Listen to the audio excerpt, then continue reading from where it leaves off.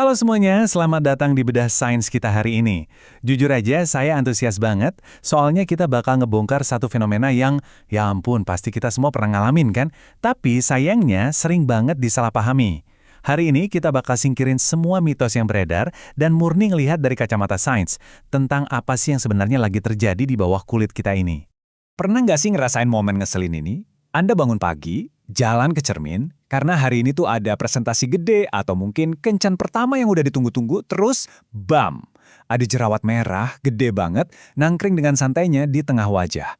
Padahal semalam perasaan udah cuci muka bersih banget deh. Nah loh, kenapa coba bisa gitu?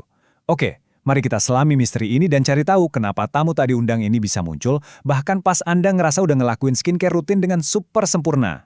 Momen ngaca di pagi hari tadi tuh rasanya emang bikin frustrasi banget ya, sampai kadang bikin minder seharian. Dan di sini saya mau langsung patahin satu mitos paling jahat yang sering kita dengar.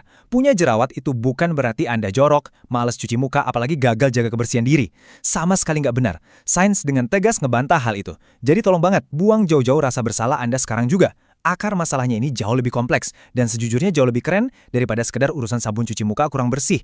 Nah, yang benar-benar bikin takjub itu, pas kita coba ngintip tembus ke bawah permukaan kulit kita. Disinilah tersembunyi sebuah anatomi mikroskopis yang namanya unit pilosebacea. Biar gampang, ini tuh semacam sistem gabungan antara folikel rambut dan kelenjar minyak. Di titik mikroskopis inilah seluruh drama dan pertempuran biologis jerawat yang heboh itu bermula. Supaya gampang ngebayanginnya, coba deh anggap folikel rambut Anda itu kayak sebuah pabrik kecil di dalam kulit yang punya terowongan sebagai pintu keluarnya. Di dalam situ, ada kelenjar sebasea yang tugasnya jadi mesin pembuat sebum alias minyak pelumas alami. Tujuannya baik kok, biar kulit dan rambut tetap lembab dan gak gampang retak. Nah terus, ada juga sel-sel kulit atau keratinosit yang bertindak layaknya sisa bahan bangunan yang secara alami harus keluar dari pabrik, ngikutin aliran minyak tadi. Di kondisi normal, pabrik ini tuh berjalan super harmonis. Tapi, kedamaian pabrik itu bisa tiba-tiba hancur berantakan. Urutannya kira-kira gini. Langkah pertama, pas kita masuk masa pubertas, tubuh ngirim sinyal hormon androgen. Sinyal ini tuh ibarat mandor galak yang teriak ke mesin pabrik, "Oi, produksi minyak lebih banyak lagi dong!" Langkah kedua, sebum pun diproduksi gila-gilaan. Terus masuk ke langkah ketiga, dan ini nih yang fatal. Sel-sel kulit mati yang tadinya harus rontok dan keluar dengan mulus, tiba-tiba berubah sifat jadi lengket banget. Mereka nempel satu sama lain, ngiket kayak lem. Akibatnya bisa ditebak, pintu terowongan pabrik macet total. Kemacetan lalu lintas di dalam pabrik inilah yang sehari-hari kita sebut sebagai komedo. Yep, ini tuh tahap paling awal banget dari jerawat. Kalau pintu pabriknya ketutup rapat sama sel kulit lengket tadi, tumpukan minyak bakal ngebentuk benjolan kecil berwarna kulit atau putih. Ini yang kita kenal sebagai whiteheads atau komedo tertutup. Nah, beda cerita kalau pintu pabriknya agak sedikit kebuka. Minyak yang kejebak itu bakal kontak sama udara luar. Sama kayak apel yang diiris terus didiemin, minyak dan pigmen alami di folikel bakal teroksidasi dan berubah warna jadi hitam. Inilah si blackheads alias komedo terbuka. Sekali lagi ya, warna hitamnya itu bukan kotoran atau debu dari luar, tapi murni reaksi kimia alami. Terus, pertanyaannya, gimana ceritanya kemacetan biasa ini bisa berubah jadi sesuatu yang merah, bengkak, dan sakit banget?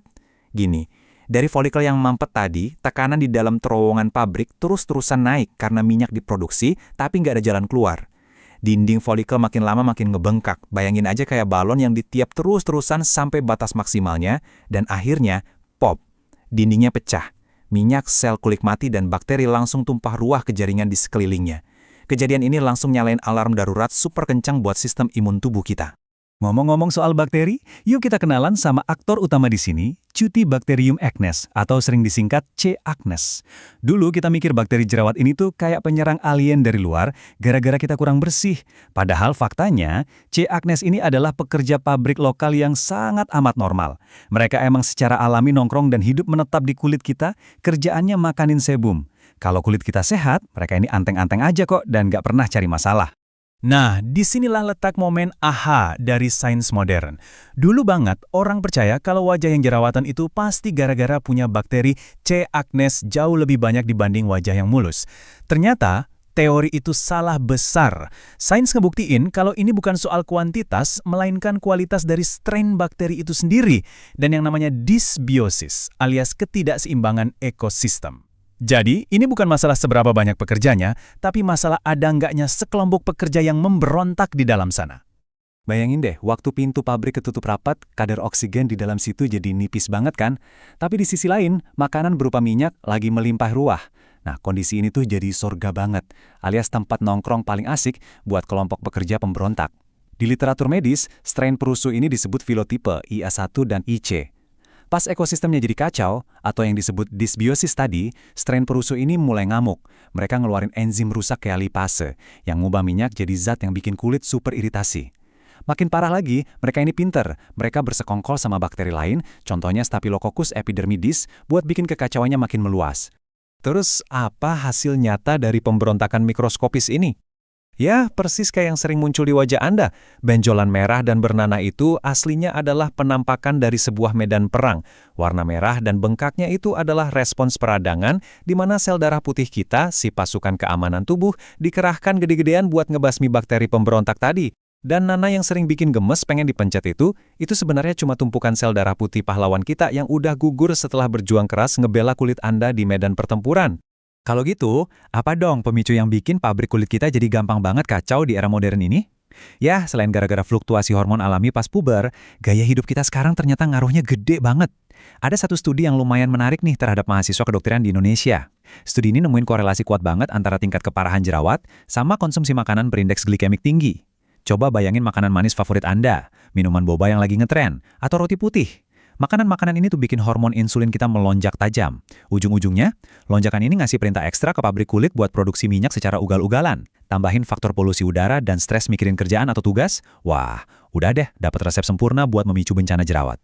Makanya nih, cara pandang kita soal skincare harus banget diubah.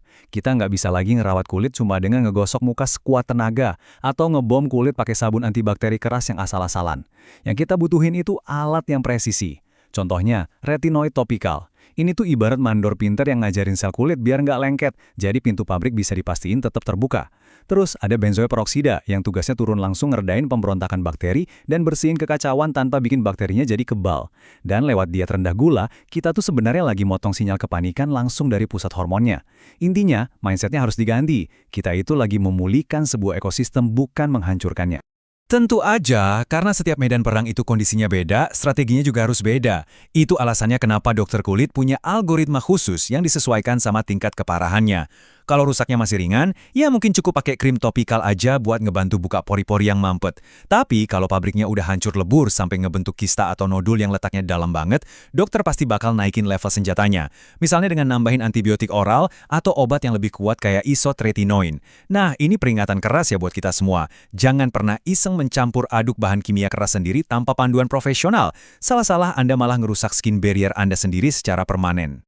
Sebagai penutup sesi kita kali ini, saya benar-benar pengen Anda meresapi hal ini. Dengerin baik-baik.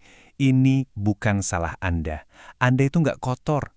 Jerawat adalah murni kondisi biologis, murni karena ketidakseimbangan ekosistem sementara di dalam pabrik kulit Anda yang ketrigger sama hormon, genetika, dan respon imun. Dengan paham gimana sains di baliknya bekerja, kita jadi punya kekuatan buat milih perawatan yang lebih cerdas, ngelepasin beban psikologis yang selama ini bikin minder, dan pastinya mulai merawat kulit kita pakai kesabaran dan kebaikan, bukan malah dengan hukuman. Saya harap bedah sains kita hari ini bisa ngasih sedikit kelegaan ya buat Anda. Tapi sebelum kita benar-benar pamit, coba deh renungin pertanyaan ini. Jangan-jangan rutinitas skincare yang selama ini Anda anggap lagi menyembuhkan, justru diam-diam malah makin memperparah peperangan di ekosistem kulit Anda sendiri.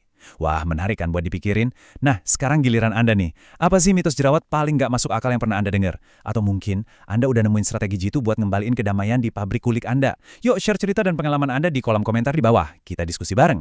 Sampai ketemu di bedah sains kita berikutnya. Dan selalu ingat, selalu ada keajaiban sains di balik hal-hal yang kelihatannya sepele.